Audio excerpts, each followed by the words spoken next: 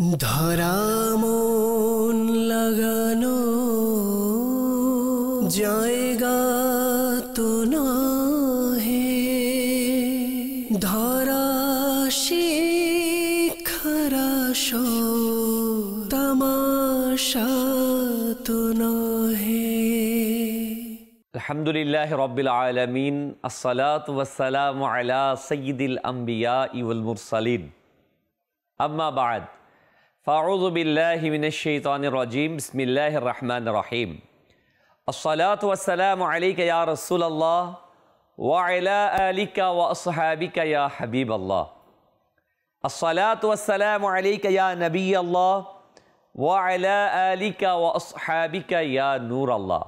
প্রিয় প্রিয় ইসলামী ভাইয়েরা ও মাদানী চ্যানেলের দর্শকবৃন্দ, মাদানী চ্যানেলের ধারাবাহিক অনুষ্ঠান শিক্ষণীয় সংবাদে আরেকবার আপনাদের সুস্বাগতম।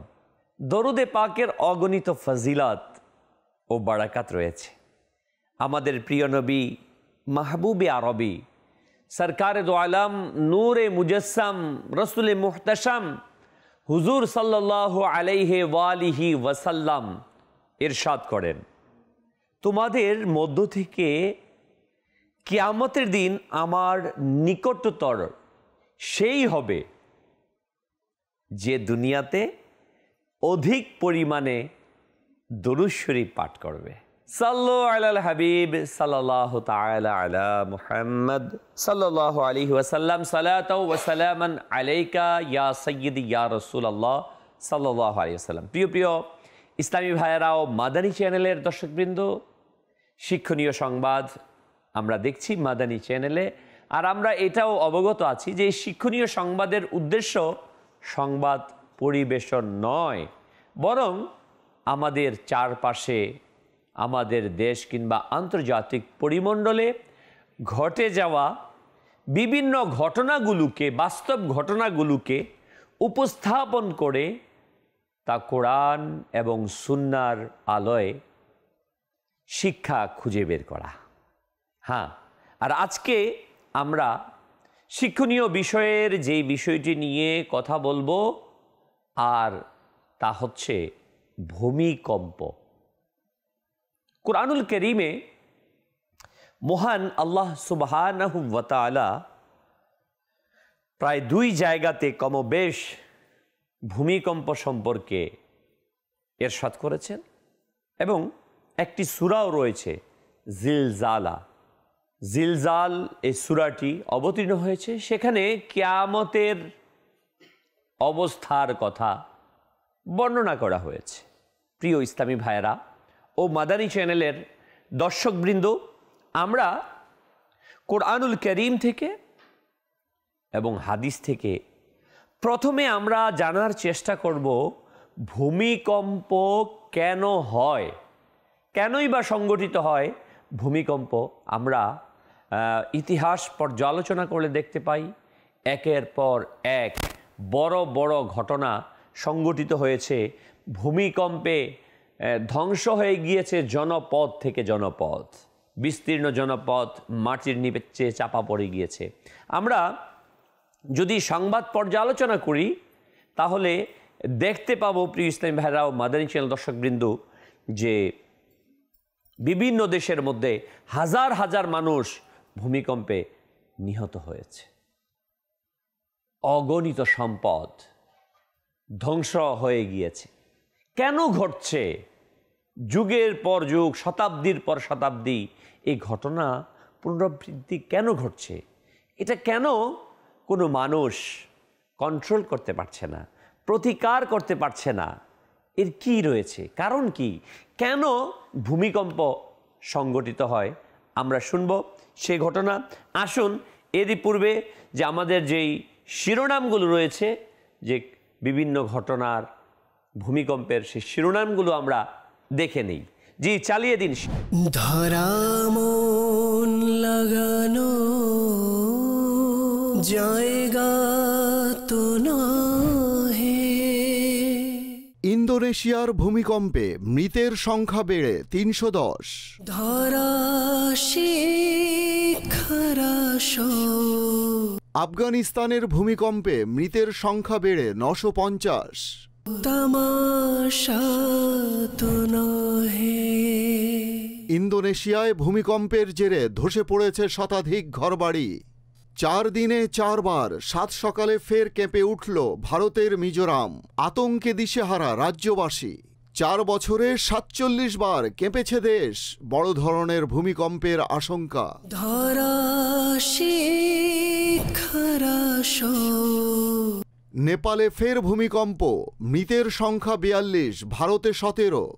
হাইতিতে ভূমিকম্প, মৃতের সংখ্যা 7 শতাধিক। तमाशा तो नहे। প্রিয় ইসলামী ভাইরা ও মাদানী চ্যানেল দর্শকবৃন্দ, আমরা দেখতে পেলাম যে ইন্দোনেশিয়ায় ভূমিকম্পে এই কিছুদিন পূর্বে 310 জন মৃত্যুর মুখে পতিত হয়েছে। আমরা আরও জানলাম ইতালিতে ভূমিকম্পে মৃত্যুর সংখ্যা 267। তুরস্ক গ্রিসে ভূমিকম্পে মৃত্যুর সংখ্যা 24। আফগানিস্তানে এই যে তো কিছুদিন পূর্বে ঘটে গেল সে ভূমিকম্প, যেখানে মৃত্যুর সংখ্যা সরকারি হিসাব মোতাবেক 950। 7 সকালেই কাঁপল কলকাতা থেকে উত্তরবঙ্গ। সংবাদ শিরোনামে আমরা দেখেছি 4 দিনে 4 বার 7 সকালে ফের কেঁপে উঠল ভারতের মিজোরাম। আতঙ্কের দিশেহারা রাজ্যবাসী। 4 বছরে 47 বার কেঁপেছে দেশ। বড় ভূমিকম্পের আশঙ্কা। মিয়ানমারের ভূমিকম্প কাঁপল বাংলাদেশও। নেপালে ফের ভূমিকম্প, মৃত্যু 42। এছাড়াও আমরা হাইতির ভূমিকম্পের ঘটনা জেনেছি, সেখানে 700-রও বেশি মৃত্যুর সংখ্যা। শত শত মানুষ। এটা তো একটি সরকারি হিসাব মোতাবেক যা মিডিয়াতে প্রচারিত হয় একটি সংখ্যা ধারণামূলক, কিন্তু হয়তোবা জানি না কত অজানা মানুষ হারিয়ে যাচ্ছে আমাদের কাছ থেকে। প্রিয় ইসলামী ভাইয়েরা ও মাদানী চ্যানেল দর্শকবৃন্দ, এটা নেই কোনো দেশের সীমাবদ্ধতা, নেই কোনো অঞ্চল। পৃথিবীর যে কোনো প্রান্তেই ঘটতে পারে এই ঘটনা। কিন্তু কেন ঘটছে বারংবার এই ঘটনা, এবং এই ঘটনার সমাধানই বা কোথায় রয়েছে? প্রিয় ইসলামী ভাইয়েরা ও মাদানী চ্যানেল দর্শকবৃন্দ, মহান আল্লাহ তাবারক ওয়া তাআলা পবিত্র কুরআনুল কারীমের ইরশাদ ফরমান, কানজুল ঈমান থেকে অনুবাদ, অতঃপর তাদের প্রত্যেককে আমি তাদের পাপের জন্য পাকড়াও করছি। সুতরাং তাদের মধ্যে কারো উপর আমি পাথর বর্ষণ করি এবং তাদের কাউকে ভয়ানক ধনী পেয়ে বসে, আর তাদের মধ্যে কাউকে ভূগর্ভে ধসিয়ে ফেলেছি এবং তাদের মধ্যে কাউকে ডুবিয়ে মেরেছি, এবং আল্লাহর জন্য শোভা পেত না যে তিনি তাদের প্রতি জুলুম করতেন। হ্যাঁ, তারা নিজেরাই নিজেদের আত্মার প্রতি জুলুম করছিল। প্রিয় ইসলামী ভাইয়েরা ও মাদানী চ্যানেলের দর্শকবৃন্দ, মহান আল্লাহ তাবারক ওয়া তাআলা পবিত্র কালামুল্লাহ শরীফে এই আয়াতে কারিমার মাঝে অত্যন্ত সুন্দরভাবে উল্লেখ করেছেন যে কেন এবং কিভাবে আল্লাহ তাআলার পক্ষ থেকে বান্দাদেরকে আযাব দেন। আল্লাহ সুবহানাহু ওয়া তাআলা কখনো কারোর প্রতি জুলুম করেন না। হ্যাঁ, কারোর প্রতি জুলুম করেন না। যখন আমরা নিজেদের প্রতি জুলুম করি, অন্যায় করি, অবিচার করি, মানুষের হককে আত্মসাৎ করি, আল্লাহ তাবারক ওয়া তাআলার হককে আত্মসাৎ করি, আল্লাহ তাআলার বিরুদ্ধে যুদ্ধ ঘোষণা করি, আল্লাহ তাবারক ওয়া তাআলার নাফরমানি করি, বেহায়াপনায় লিপ্ত হই, জুলুমে লিপ্ত হই, গুনাহের কাজে লিপ্ত হই, আল্লাহ সুবহানাহু ওয়া তাআলার হুকুমকে অমান্য করে অন্যায় অবিচারে এই পৃথিবীটাকে ভরে ফেলি, তখনই আল্লাহ সুবহানাহু ওয়া তাআলা আমাদেরকে সতর্ক করার জন্য তিনি বিভিন্ন শাস্তি আমাদেরকে প্রদান করেন, বিভিন্নভাবে আমাদেরকে সতর্ক করেন। প্রিয় ইসলামী ভাইরা, হয়তোবা আমাদের মন চিন্তা চেতনার মাঝে এটা আসতে পারে যে যখন ভূমিকম্প হয় সেখানে তো নেককার বান্দারাও থাকে, ভালো মানুষরাও তো থাকে, সেখানে তো শুধু গুনাহগাররাই থাকে না। হ্যাঁ, এই কথা অতি সত্য, এবং সেটাও কোরআনুল কারীমের মাঝে আল্লাহ সুবহানাহু ওয়া তাআলা ইরশাদ করেছেন।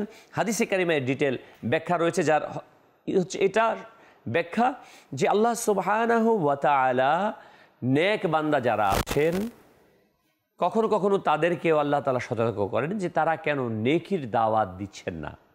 যেমনটি বনি ইসরাইলের সেই ঘটনাটি আমরা শুনেছি যে বনি ইসরাইলের এক সম্প্রদায়ের মধ্যে, এক গ্রামের মধ্যে আল্লাহ তাবারক ওয়া তাআলা আযাবের ফেরেশতাকে পাঠিয়ে দিলেন। তখন ওই ফেরেশতা যখন পৌঁছে দেখলো সেখানে এক নেককার পরহেজগার লোক রয়েছে যে আল্লাহ তাআলার ইবাদতে মশগুল। ওই ফেরেশতা আরজ করলো, ইয়া আল্লাহ আযজা ওয়া জাল, আমি এখানে এসেছি আযাব দেব, কিন্তু এখানে আপনার এক নেক বান্দা রয়েছে। আল্লাহ তাবারক ওয়া তাআলা ইরশাদ করলেন, প্রথমে তার উপর শাস্তি প্রদান করে তার ডাক চিৎকার আমাকে শোনাও, কারণ এই ব্যক্তির চেহারা পরিবর্তন হয়নি আমার বান্দাদের নাফরমানি দেখে, সে নিজে নেক কাজের মাঝে আছে।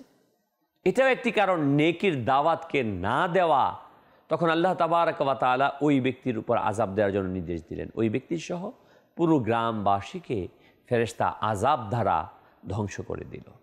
এ থেকে এটাও বোঝা যায় যে নেক কাজ শুধুমাত্র নিজে করা না, বরং অপরকেও নেকির দিকে আহ্বান করা, গুনাহ থেকে বিরত রাখা। প্রিয় প্রিয় ইসলামী ভাইয়েরা ও মাদানী চ্যানেল দর্শকবৃন্দ, যখন মানুষ একে অপরের প্রতি জুলুম করে, অন্যায় করে, অবিচার করে, গুনাহের মাঝে লিপ্ত হয়, গান বাজনার ব্যাপক হয়, মানুষের অধিকারকে হরণ করে, তখন একের পর এক মহামারী, ভূমিকম্প, আসমানি বালা, জমিনি বালা, হাওয়াই বালা গ্রেফতার করে বসে। শুনুন হাদিসে কারিমা, যা তিরমিজি শরীফের 1447 নম্বর হাদিসে বর্ণিত রয়েছে। অত্যন্ত সম্মানিত এবং বিখ্যাত সাহাবী হযরতে আবু হুরায়রা রাদিয়াল্লাহু তাআলা আনহু থেকে বর্ণিত, আল্লাহ তাবারক ওয়া তাআলার প্রিয় নবী মাহবুবে আরবি সরকারে দো আলম নূরে মুজাসসাম সাল্লাল্লাহু আলাইহি ওয়াসাল্লাম ইরশাদ করেন, যখন অবৈধ উপায়ে সম্পদ অর্জিত হবে, কাউকে বিশ্বাস করে সম্পদ তার কাছে রাখলে তা খেয়ানত করা হবে, অর্থাৎ যার সম্পদ সে আর ফেরত পাবে না। যাকাতকে দেখা হবে জরিমানা হিসেবে। হায়, ধর্মীয় শিক্ষা ব্যতীত বিদ্যা অর্জন করা হবে, ধর্মীয় শিক্ষাকে পরিহার করা হবে, সেটা ছাড়াই শিক্ষা অর্জন করার চেষ্টা চলতে থাকবে। একজন পুরুষ তার স্ত্রীর আনুগত্যশীল হবে, কিন্তু তার মায়ের সাথে বিরূপ আচরণ করবে। হায়, বন্ধুকে কাছে টেনে নেবে আর পিতাকে দূরে সরিয়ে দেবে। মসজিদে উচ্চ সুরে শোরগোল অর্থাৎ কথাবার্তা হবে। জাতির সবচেয়ে দুর্বল ব্যক্তিটি সমাজের শাসক রূপে আবির্ভূত হবে। সবচেয়ে নিকৃষ্ট ব্যক্তি জনগণের নেতা হবে। একজন মানুষ যে খারাপ কাজ করে খ্যাতি অর্জন করবে, তাকে তার খারাপ কাজের ভয়ে সম্মান প্রদর্শন করা হবে। বাদ্যযন্ত্র এবং নারী শিল্পীর ব্যাপক প্রচলন হবে। মদ পান করা হবে, বিভিন্ন নামে মদ ছড়িয়ে পড়বে। শেষ বংশের লোকজন তাদের পূর্ববর্তী মানুষগুলোকে অভিশাপ দেবে। অর্থাৎ বর্তমানে আমরা যারা আছি তারা পূর্বর লোকদেরকে বলবো এরা জ্ঞানী ছিল না, এমন ছিল না, তেমন ছিল না, মাজাল্লাহ, এবং অভিশাপ দেবে। তারা ভালো করে যায় নাই, কল্যাণ করে যায় নাই, এমনভাবে অভিশাপ প্রদান করবে। এমন সময় আসবে যখন প্রচণ্ড বাতাস প্রবাহিত হবে, তখন একটি ভূমিকম্প সেই ভূমিকে তলিয়ে দিবে, ধ্বংসস্তূপে পরিণত হবে, যা পৃথিবীর অভ্যন্তরে ঢুকে যাবে। প্রিয় প্রিয় ইসলামী ভাইয়েরা ও মাদানী চ্যানেল দর্শকবৃন্দ, এই হাদিসের মাঝে বিস্তারিতভাবে বলা হয়েছে যে আল্লাহ মহানের পক্ষ থেকে জমিনে কখন ভূমিকম্প আযাব প্রদান করা হয়। আমরা প্রত্যেকটা বিষয় দেখলাম যে আজকে আমাদের সমাজে কি হচ্ছে না বলুন তো। আমরা অবৈধ পন্থায় সম্পদ উপার্জন, এটা তো প্রতিযোগিতায় লেগে গেছি। আজ কোন সে ইনস্টিটিউট, কোন সে ডিপার্টমেন্ট, কোন বিভাগের কথা আমরা বলবো যারা আজকে অবৈধ পন্থা অবলম্বন করছে না। খুব অল্প সংখ্যক লোকই বেঁচে আছে। আমরা বেঁচে আছি, চেষ্টা করছি। আপনি হয়তো বেঁচে আছেন, আমরা চেষ্টা করছি, কিন্তু আমাদের মাঝে আমরাই আবার অধিকাংশ অবৈধ পন্থায় উপার্জনে ব্যস্ত হয়ে গিয়েছি। কিন্তু প্রতিযোগিতা, কে কার চেয়ে বেশি দুর্নীতি করে বাড়ি তৈরি করতে পারবে।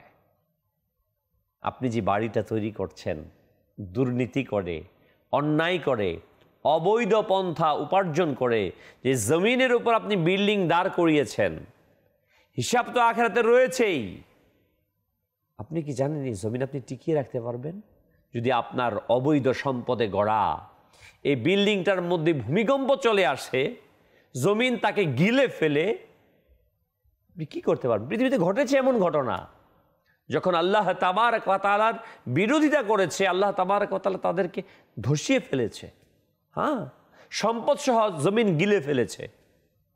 প্রিয় ইসলামী ভাইরা, আসুন আসুন আমরা অবৈধ উপার্জন থেকে নিজেদেরকে হেফাজত করি। যাকাত যেটা ইসলামী শরিয়ার একটি স্তম্ভ, মাজাল্লাহ নাউজুবিল্লাহ, অনেক শিল্পপতি আছে, অনেক ধর্নাঢ্য ব্যক্তি আছে যারা বলে আমরা সরকারি ট্যাক্স দিয়ে জাকাত কেন দেব? ট্যাক্স এটা মানুষ কর্তৃক নির্ধারিত, এটা কম বেশি হবে, ফাঁকি দেওয়ার মাধ্যম আছে। কিন্তু জাকাত এটা আল্লাহ তাবারক ওয়া তাআলা, যে আল্লাহ তাবারক ওয়া তাআলা আপনাকে অস্তিত্বহীন থেকে অস্তিত্বের মধ্যে নিয়ে আসছে, যে আল্লাহ তাআলা কোনো কিছুর বিনিময় ছাড়া আপনাকে অক্সিজেন দিচ্ছে, চোখের জ্যোতি দিয়ে রেখেছে, শোনার জন্য কানে শ্রবণ শক্তি দিয়েছে, হাঁটার শক্তি দিয়েছে, ধরার শক্তি দিয়েছে, আপনি রিজিক খাচ্ছেন, সব কিছু আল্লাহ তাআলার প্রদত্ত নিয়ামত। এই সম্পদ আল্লাহ তাআলার দেয়া প্রদত্ত নিয়ামত। কিন্তু আমরা সব কিছুকে ভুলে গিয়ে যখন জাকাতকে আমরা জরিমানা হিসেবে সাব্যস্ত করি, আল্লাহ তাবারক ওয়া তাআলা তখনই আমাদের উপর আযাব নাজিল করেন। বলা হয়েছে, প্রিয় ইসলামী ভাইরা, স্ত্রীর আনুগত্য করবে, মাকে দূরে সরিয়ে দেবে। আজকে আমাদের সমাজের মধ্যে কিন্তু বিভিন্ন বাহানা দিয়ে বিভিন্নভাবে এই ঘটনাটাই আমরা ঘটিয়ে চলছি। আসুন না, স্ত্রীকে স্ত্রীর অধিকার দেই আর মাকে মায়ের অধিকার দেই। কেউ আমরা কন্ট্রাডিক্ট কেন করতে যাই? কখনো এটা কন্ট্রাডিক্ট করার মতো ব্যাপার না। একজন নারী, একজন মেয়ে তার পিতা মাতা ভাই বোন সবাইকে ছেড়ে আপনার ঘরে চলে আসছে, সে আপনার স্ত্রী হয়েছে, নিঃসন্দেহে তার অধিকার রয়েছে। তার মানে কি আপনি আরেকজনের, আপনার যে গর্ভধারিণী মা বাবা রয়েছে, তার অধিকারকে খর্ব করে আপনি তার অধিকার দিবেন? কে বলেছে আপনাকে দিতে? মায়ের ইজ্জত, মায়ের সম্মান, মায়ের তাজিম, মায়ের খেদমত, পিতার খেদমত, পিতার তাজিম সেই জায়গাতে থাকবে, স্ত্রীর অধিকার ভিন্নতর থাকবে। আমরা অনেক সময় নেগেটিভ পজিটিভ দুই লাইনকে যার যার অবস্থান থেকে ফায়ারিং করে বসি, সঠিক জায়গায় ব্যবহার করতে পারি না। আমি অনুরোধ জানাবো, আলহামদুলিল্লাহ দাওয়াত ইসলামীর মাদানী পরিবেশ, আমি আমার পরিবারকে কীভাবে মেনটেন করব, এই সকল বিষয়গুলো আলহামদুলিল্লাহ শিখাচ্ছে। মাদানী চ্যানেলে পারিবারিক ম্যাটার নিয়ে, পারিবারিক বিষয় নিয়ে বিভিন্ন আলোচনা, পর্যালোচনা হয়ে থাকে। আমি বলবো আপনারা সেগুলোকে দেখেন, শুনেন, দাওয়াত ইসলামী মাদানী কাফলাতে সফর করেন, যাতে করে আমরা এই ভূমিকম্পের কারণে নিজেদেরকে পরিণত করতে না হয়। আমরা যেন শরিয়তে মুতাহারার উপর চলতে পারি। এই অবাধ্যতার কারণেই কিন্তু আল্লাহ তাবারক ওয়া তাআলা আমাদের উপর আযাব দিচ্ছেন একের পর এক। বলা হয়েছে যে ধর্মীয় শিক্ষা ব্যতীত বিদ্যা অর্জন করা হবে। আজকে তো সেকুলার তথাকথিত বিভিন্ন শিক্ষা মাধ্যমে আমাদের ধর্মীয় শিক্ষাকে একপেশে করে এটাকে বাদই দেওয়া হচ্ছে। মনে রাখবেন প্রিয় ইসলামী ভাইরা, ধর্ম মানুষকে সুশিক্ষিত, সুশৃঙ্খল করে। ধর্ম মানুষকে সুশৃঙ্খল করে, ধর্ম পৃথিবীতে এসেছেই মানুষকে সুশৃঙ্খল একটি সমাজ ব্যবস্থা দেওয়ার জন্য, যেখানে ধনীরা তাদের সম্পদ থেকে যাকাত দেবে, দান করবে। একটি সমতা তৈরির জন্য ইসলাম এসেছে। ইসলাম এমন একটি ধর্ম, এমন একটি সিস্টেম যা উঁচু নিচু বিভিন্ন বিষয়কে সমতার মাঝে নিয়ে আসে। ধর্মই এসেছে আমাদের সমাজকে সুশৃঙ্খল করার জন্য। আজকে আমরা যতই বিভিন্ন বিশ্বের মাঝে আমরা উন্নত বিশ্বের কথা বলি, কিন্তু প্রকৃত অর্থে আমি আপনাকে বলছি, যাদেরকে আপনি উন্নত বিশ্ব বলছেন, অনেক অর্থশালী বলছেন, তাদের সামাজিক অবকাঠামোর দিকে তাকিয়ে দেখেন, তাদের পারিবারিক স্ট্যাটাস অবস্থানের দিকে তাকিয়ে দেখেন, জানার চেষ্টা করেন তারা শুধু সম্পদ উপার্জনের নাম সুখ নয়। একটি পারিবারিক সুন্দর অবকাঠামো গড়ে উঠে নিজের ভোগ করার পাশাপাশি অপরের মাঝে সেটাকে বিলিয়ে দেওয়া এবং সকলকে নিয়ে ভালো থাকা, এটা আজকে কোথায়? যে আজকে বিভিন্ন গবেষণার যে রিপোর্ট তৈরি হচ্ছে, পৃথিবীর সবচেয়ে ভালো মানুষ, সুখী মানুষ কারা আছে, সেই তালিকাতে কিন্তু যারা ধর্মহীন তাদের নাম নেই। হ্যাঁ, তাদের নাম আছে, অধিক সম্পদ অর্জনের জায়গাতে তাদের নাম আছে, বড় বড় পৃথিবীর শিল্পপতিদের নাম তাদের কাছে খুঁজে পাবেন, বাট সুখী খুঁজে পাবেন না। কারণ সুখ এটা আল্লাহ তাবারক ওয়া তাআলা কর্তৃক নির্ধারিত। হ্যাঁ, আলা বিযিকরিল্লাহি তাতমাইন্নুল কুলুব, আল্লাহ তাবারক ওয়া তাআলার জিকিরের মাঝেই হৃদয়ের প্রশান্তি আছে। এবং পৃথিবীব্যাপী যখন জরিপ করা হচ্ছে, অধিক সুখী মানুষ যারা বিলিভার, যারা ধর্মবিশ্বাসী, যারা ধর্মীয় অনুশাসন মেনে চলে, তারাই হচ্ছে সুখী মানুষ। অতএব আপনি যদি সুখী হতে চান, আল্লাহ তাআলার আযাব থেকে বাঁচতে চান, আপনাকে ধর্মীয় অনুশাসনের মাঝে এসে, ইসলামী অনুশাসনের মাঝে এসে নিজেকে আত্মসমর্পণ করতে হবে। আমরা কিন্তু বেশি বিষয় জানি না, একটি সংক্ষিপ্ত বিষয় জানি, লিমিট, কিন্তু অনেক কিছু ব্যাপারে আমরা মন্তব্য করে বসি। আমাদের এবং সায়েন্স কিংবা বিভিন্ন ব্যক্তিবর্গ যারা গবেষক, তারা কিন্তু একটা ধারণার উপর কথা বলে, কিন্তু কোরআনুল কারীম ধারণার উপর নয়, এটা নিশ্চিত বিশ্বাসের উপর সুপ্রতিষ্ঠিত হাদিসে কারিমা, যা প্রিয় আকা মাদানী আল মুস্তাফা সাল্লাল্লাহু আলাইহি সাল্লাম সুদৃঢ়ভাবে বুঝে আল্লাহ প্রদত্ত জ্ঞান ধারা সঠিক বিষয়কে উপস্থাপন করেছেন। এই হাদিসে কারিমার মাঝে বলা হয়েছে যে পূর্ববর্তী মানুষগুলোকে অভিশাপ দিবে যে তারা এটা করে নাই, এমন হয় না তেমন। আজকে আমাদের সমাজে দেখা যায় বিভিন্ন জায়গা থেকে এই আওয়াজটাও আসে, আরে তাদের চেয়ে মাযাল্লাহ পূর্বের চাইতে বর্তমান লোকেরা জ্ঞানী না, কখনোই সম্ভব না। যারা আমাদের মনীষীগণ, তারা চিকিৎসা বিজ্ঞানের মূল বিষয়গুলোকে শুরু করে গিয়েছেন। আধুনিক চিকিৎসা বিজ্ঞানের জনক ইবনে সিনা বলা হয়, জ্যোতির্বিদ্যার জনক। এমনভাবে আমরা যদি বের করতে থাকি একের পর এক, সবগুলোই রয়েছে আমাদের পূর্ববর্তী ব্যক্তিবর্গ, মনীষাগণ। তারা নিঃসন্দেহে জ্ঞানী। আর যখনই সেটাকে অস্বীকার করা হবে, এটা একটা শাস্তির কারণ হিসেবে এখানে বর্ণনা করা হয়েছে। প্রিয় ইসলামী ভাইয়েরা ও মাদানী চ্যানেল দর্শকবৃন্দ, এখানে আরও যে কথাগুলো বলা হয়েছে যে বাদ্যযন্ত্র এবং নারী নর্তকী শিল্পী ব্যাপক হয়ে যাবে। আজকে আমাদের প্রায় বিবাহের অনুষ্ঠানে বাদ্যযন্ত্র, বেহায়াপনা, উলঙ্গপনা একের পর এক বেড়েই চলছে না?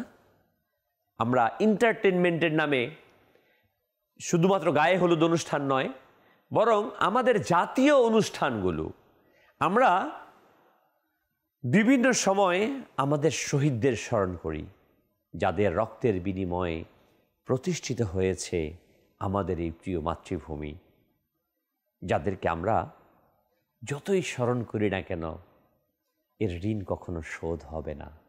হ্যাঁ, যাদের রক্তের বিনিময়ে, জীবনের বিনিময়ে, ত্যাগের বিনিময়ে আমরা পেয়েছি আমাদের এই প্রিয় মাতৃভূমি। কিন্তু দেখুন তো আমরা তাকে কিভাবে স্মরণ করছি। আমার কি উচিত না তাদেরকে সর্বোত্তমভাবে আমার ধর্মীয় সিস্টেম মোতাবেক তাদের ইসহালে সওয়াব করি, তারা যেন কবরে এর বিনিময়ে পান। কিন্তু আজকে বাদ্যযন্ত্র, নারী শিল্পী ইত্যাদির মাধ্যমে তাদেরকে স্মরণ করছি। বিভিন্ন কোম্পানির অ্যাডভার্টাইজমেন্টের জন্য, পণ্যের অ্যাডভার্টাইজমেন্টের জন্য নারীকে পণ্য বানিয়ে ফেলেছি। কে কোন কোম্পানি কত সুন্দর নারীকে দিয়ে উপস্থাপন করে মানুষকে আকৃষ্ট করবে, এটাই হচ্ছে আযাবের একটি কারণ, হাদিসে পাকে বর্ণিত রয়েছে। আসুন না প্রিয় ভাই, একটু চিন্তা করি। আমি তো অধিকারের কথা বলছি, নারী অধিকারের কথা। প্রকৃত অর্থে কি আমি নারীর অধিকারকে আদায় করতে পারছি, নাকি তাকে পণ্যে পরিণত করছি, কাউকে আকৃষ্ট করার কাজে ব্যবহার করছি? ব্যাপারটা কেমন না? একটু চিন্তাশীলতার জন্য রয়েছে অনেক বড় শিক্ষা। আর এই ভূমিকম্পের কারণের একটি কারণ রাসূল করিম সাল্লাল্লাহু আলাইহি সাল্লাম ইরশাদ করেছেন, যখন নারী শিল্পী ব্যাপক হবে, বাদ্যযন্ত্র বেড়ে যাবে, তখন সেখানে আযাবগুলো আসতে শুরু করবে। প্রিয় ইসলামী ভাইরা ও মাদানী চ্যানেল দর্শকবৃন্দ, আসুন না আমি আমার অবস্থান থেকে চেষ্টা করি, আপনি আপনার অবস্থান থেকে চেষ্টা করেন। হয়তো ভাববেন আমি একা কি পারবো একে পরিবর্তন করতে? হ্যাঁ, আমিই পারবো। আমরা যদি না জাগি মা কেমনে সকাল হবে, তোমার ছেলে উঠলে মাগো রাত পোহাবে তবে। আমরাই পারবো এই জাতিকে পরিবর্তন করতে। আপনি নিয়ত করুন, আপনি আপনার নিজের ব্যক্তি জীবন, পারিবারিক জীবন, সামাজিক জীবনের মাঝে আপনি চেষ্টা করুন এই বেহায়াপনাগুলোকে। বিবাহের অনুষ্ঠান যখন হবে তখন আপনি ট্রাই করুন, চেষ্টা করুন যে আমি গায়ে হলুদ নামে অমুসলিমদের এই সংস্কৃতি আমি চর্চা করব না। যদি করতে হয় ইসলামী সংস্কৃতি আপনি নিষিদ্ধ করেন, আপনি মুসলমান, বিবাহটা আসছে ইসলামী এবাদত হিসেবে, আর সেটাকে আমি অমুসলিমদের সংস্কৃতির দ্বারা কলুষিত করছি। প্রিয় ইসলামী ভাইয়েরা, প্রত্যেকটি অনুষ্ঠানের মাঝে যেন আমরা এই বিষয়টাকে ফলো করি। বেহায়াপনা, অন্যায়, জুলুম, অবিচার থেকে আমরা আমাদেরকে বাঁচিয়ে রাখি। আল্লাহ সুবহানাহু ওয়া তাআলা আমাদের সবাইকে সে তৌফিক দান করুন। প্রিয় ইসলামী ভাইয়েরা ও মাদানী চ্যানেলের দর্শকবৃন্দ, সায়েন্স, বিজ্ঞান কি বলে? বিজ্ঞান তো তার মতো সে নিজে ব্যাখ্যা দিয়ে যাচ্ছে, আর এটা নির্ভরতা অবশ্যই বিজ্ঞানের যে বিষয়গুলো সেটা কোরআনের সাথে সাংঘর্ষিক না। বলা হচ্ছে প্লেট এক জায়গা থেকে অপর জায়গাতে নড়ে যায়। ইদা জুলজিলাতিল আরদু জিলজালাহা বলা হয়েছে কোরআনে। যখন কম্পন সৃষ্টি হবে, প্লেট নড়ে মানে কম্পন সৃষ্টি হয়। কয়েকভাবেই ভূমিকম্প বা আযাবের মাধ্যম হতে পারে, প্রচণ্ড আওয়াজের মাধ্যমে কোরআনে পাকে যেটা বর্ণিত রয়েছে। প্রিয় ইসলামী ভাইরা ও মাদানী চ্যানেল দর্শকবৃন্দ, আমাদের কাছে কিছু ভিডিও ফুটেজ আছে ভূমিকম্পের। আসুন আমরা সেগুলোকে দেখে নিই। ধরা মন লাগানো জায়গা তো নহে, ধরা শিখারা তামাশা তো নহে।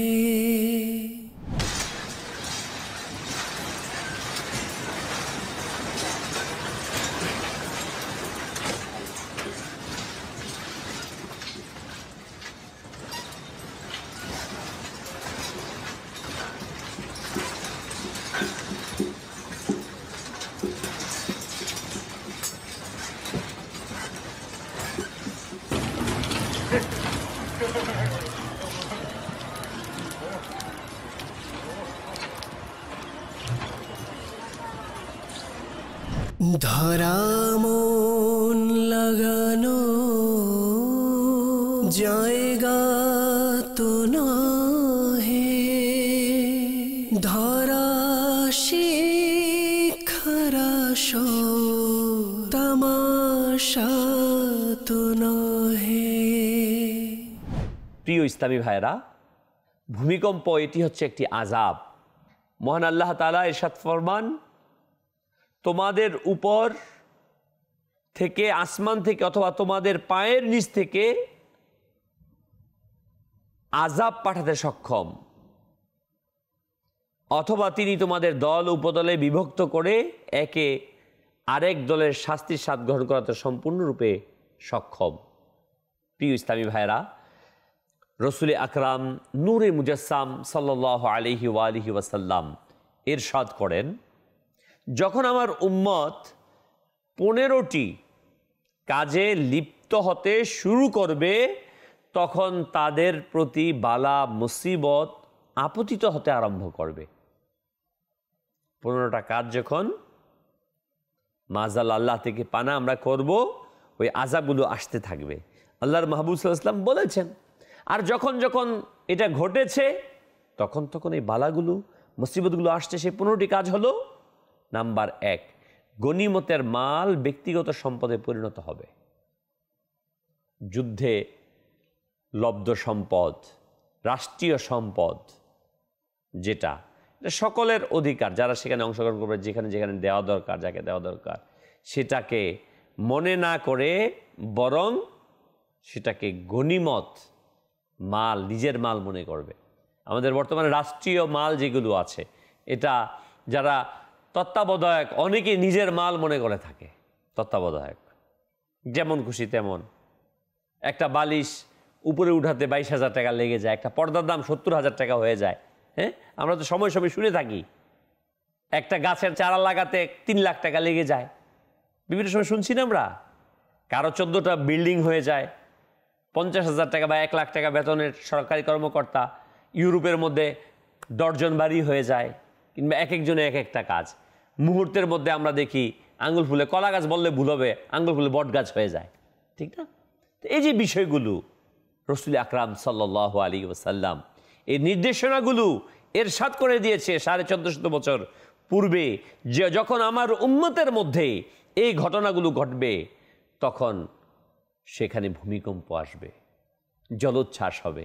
আমরা তো বিভিন্ন কারণগুলো দেখি, মনে রাখবেন, কোনো ঘটনা ঘটার পর এটা নিয়ে আমরা বিশ্লেষণ করি, এর এই কারণে হলো, এই কারণে হলো, এই কারণে হলো। সায়েন্স সেটাকে ব্যাখ্যা করে, গবেষকরা সেটা বর্ণনা করে, কিন্তু কোরআনুল কারীম, ওই কোরআন যা কেন ঘটে এবং তার সলিউশন কি কারণে ঘটেছে এবং কিভাবে সেটা সমাধান সম্ভব, এটার বিশ্লেষণ করছে। আর শিক্ষণীয় সংবাদ আমাদের মাকসাদই হচ্ছে এটা, যে এই কারণে ঘটেছে এবং এই থেকে উত্তরণের পথ হচ্ছে এটাকে আপনাদের মাঝে, আমাদের মাঝে উপস্থাপন করা। আসুন না প্রিয় ভাই, আমরা শুধুমাত্র শোনার জন্য না শুনি, বরং এটাকে বাস্তব রূপ দেওয়ার জন্য আমরা প্রচেষ্টা করি। রাসূল করিম সাল্লাল্লাহু আলাইহি ওয়াসাল্লাম ফরমান, গনিমতের মাল ব্যক্তিগত সম্পদে পরিণত হবে। বিভিন্ন ব্যাংক থেকে কোটি কোটি টাকা যেমন খুশি তেমনভাবে বিতরণ হয়ে যায়। হ্যাঁ, সম্পদ সেটাই গচ্ছিত রাখছে, সেটাকে গনিমত মনে করে ভাগ বাটোয়ারা করে সিস্টেম করে আমরা নিঃশেষ করে ফেলি। মনে রাখবেন, জাগাজি লাগানে কে দুনিয়া নেই হ্যায়, ये इबारत की जा है, তামাশা नहीं है। এই পৃথিবীটা মন লাগানোর জায়গা নয়, শিক্ষার জায়গা, তামাশার জায়গা নয়। जिंदगी नाम रख दिया किसने, मौत का इंतजार है दुनिया। এটার জীবন নাম রেখেছে কে?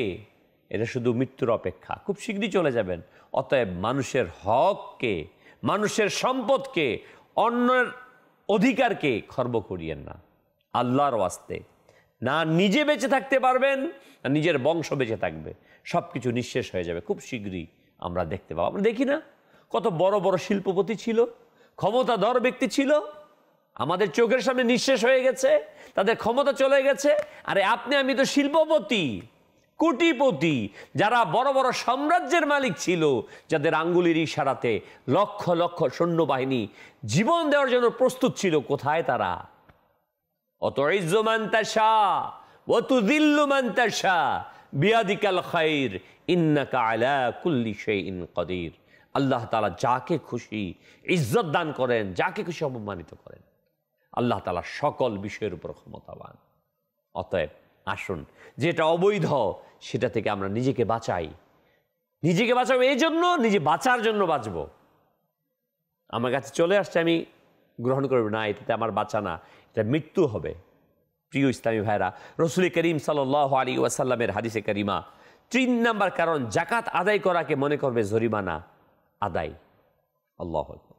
স্বামী স্ত্রীর বাধ্য হবে, স্ত্রী স্বামীর বাধ্য হবে না, স্বামী স্ত্রীর বাধ্য হবে। আমরা অনেকে এটা আবার উল্টা মনে করি, এটা বাধ্য হবে না কেন?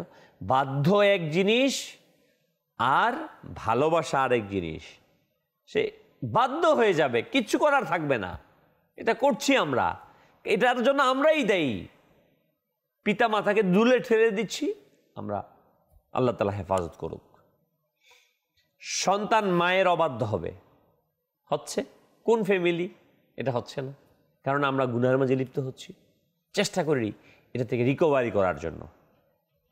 6, বন্ধু বান্ধবের সাথে সদ্ব্যবহার করা হবে, কিন্তু পিতা মাতার সাথে করা হবে জুলুম।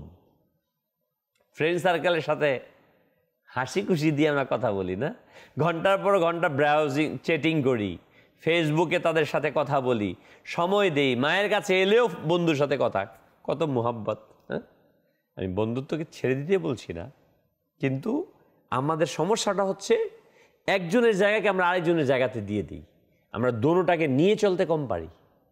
ইসলামী শরিয়া হচ্ছে সবাইকে নিয়ে চলা। বন্ধুর জায়গায় বন্ধু থাকবে, আর পিতামাতার জায়গায় পিতামাতা থাকবে, কিন্তু আমরা পিতা মাতাকে সময় না দিয়ে মোবাইলে, বাবার সামনে হয়তো 1 সপ্তাহ পরে গিয়ে বসছি 10 মিনিট, ওই সময় মোবাইল নিয়ে খোঁচাখুচি। হ্যাঁ, কেন ভাই? আপনার পিতা আপনাকে কত মোহাব্বত করে বড় করেছে, অতএব তাকে সময় দিন। বলা হয়েছে মসজিদে উচ্চস্বরে হট্টগোল হবে, অসম্মানী ব্যক্তিকে জাতির নেতা মনে করা হবে, ব্যক্তিকে সম্মান করা হবে, তার অনিষ্ট থেকে বাঁচার জন্য প্রকাশ্যে মদ পান করা হবে, পুরুষ রেশমি পোশাক পরবে, গায়িকা তৈরি করা হবে, বাদ্যযন্ত্র তৈরি হবে, পূর্ববর্তী উম্মতের সাহাবা তাবেঈদের প্রতি অভিসম্পাত করবে পরবর্তীরা। এই কাজগুলো যখন পৃথিবীতে শুরু হবে, তখন অগ্নিবর্ষী প্রবল ঝড়, ভূমিকম্প জন্য অপেক্ষা করবে। এখন একটু চিন্তা করা উচিত যে আমাদের এগুলোর মাঝে লিপ্ত রয়েছে, আর যখন আমাদের উপর মুসিবত আসে তখন প্রকৃতির মানুষ অন্যান্য জিনিসের দোষ দেই। আল্লাহ তাআলা প্রদত্ত যেসব প্রাকৃতিক দুর্যোগ সম্মুখীন হই তা আসলে আমাদের গুনাহের আযাব মাত্র। হ্যাঁ প্রিয় ইসলামী ভাইয়েরা ও মাদানী চ্যানেল দর্শকবৃন্দ, যখন ভূমিকম্প আসবে আমাদের কি করণীয়? এই ব্যাপারে এসেছে দ্রুত তওবা করা, আল্লাহর নিকট দোয়া করা, আল্লাহর অধিক স্মরণ করা, ক্ষমা প্রার্থনা করা। যেভাবে রাসূল করিম সাল্লাল্লাহু আলাইহি ওয়াসাল্লাম যখন সূর্যগ্রহণ দেখলে বলতেন, যদি তুমি এরকম কিছু দেখো তখন দ্রুততার সাথে আল্লাহ তাআলাকে স্মরণ করো, তার নিকট ক্ষমা প্রার্থনা করো। প্রিয় ইসলামী ভাইয়েরা, কিন্তু অত্যন্ত দুঃখের বিষয়, আমরাও সাময়িক সময়ের জন্য যখন ভূমিকম্প আসে আল্লাহকে স্মরণ করি, আমাদের উচিত স্থায়ী স্মরণ করা, স্থায়ীভাবে তওবার উপর স্থির থাকা, আল্লাহ সুবহানাহু ওয়া তাআলার কাছে ফরিয়াদ। আল্লাহ তাবারক ওয়া তাআলা যেন আমরা যে সকল কারণগুলো শুনলাম এর জন্যই আমাদের কাছে ভূমিকম্প নামক এই মহান ধ্বংসজং আমাদেরকে খেয়ে ফেলে। আমরা গবেষণা করি কিভাবে ভূমিকম্প থেকে বাঁচব। পৃথিবীর আজ পর্যন্ত কোথাও ভূমিকম্প প্রতিরোধ করার কোনো কিছু তৈরি করতে পারেনি, কিয়ামত অবধি পারবেও না। যেটা আল্লাহ তাআলার পক্ষ থেকে আসে সেটা কিভাবে সম্ভব প্রতিরোধ করা? অতএব আসুন আল্লাহ তাআলার মাহবুব সাল্লাল্লাহু আলাইহি সাল্লাম যে নির্দেশনাগুলো দিয়েছে, যখন আমরা এই কাজগুলো করব তো ভূমিকম্প আসবে, এগুলো যখন আমি বন্ধ করব তখন সেগুলো বন্ধ থাকবে। আসুন আমরা নিয়ত করি বেহায়াপনা প্রতিরোধ করে, শরীয়ত বিরোধী মানুষের সম্পদকে ভক্ষণ করা থেকে নিজেকে হেফাজত করে, পিতামাতার অবাধ্য হওয়া থেকে নিজেকে বাঁচিয়ে রেখে, সন্তানকে তার অধিকার দিয়ে, পিতাকে তার সম্মান দিয়ে, মাকে তার সম্মান দিয়ে আমি আমাকে, আমার এই জাতিকে, এই উম্মাহকে, এই সমাজ, এই দেশকে ভূমিকম্পের হাত থেকে রক্ষা করি। আল্লাহ তাবারক ওয়া তাআলা আমাদের সবাইকে সেই তৌফিক দান করুন। সাল্লু আলাল হাবিব সাল্লাল্লাহু তাআলা আলা মুহাম্মদ। ধরা মন লাগানো জায়গা তো নহে, ধরা শিখারা শো তামাশা তো নহে।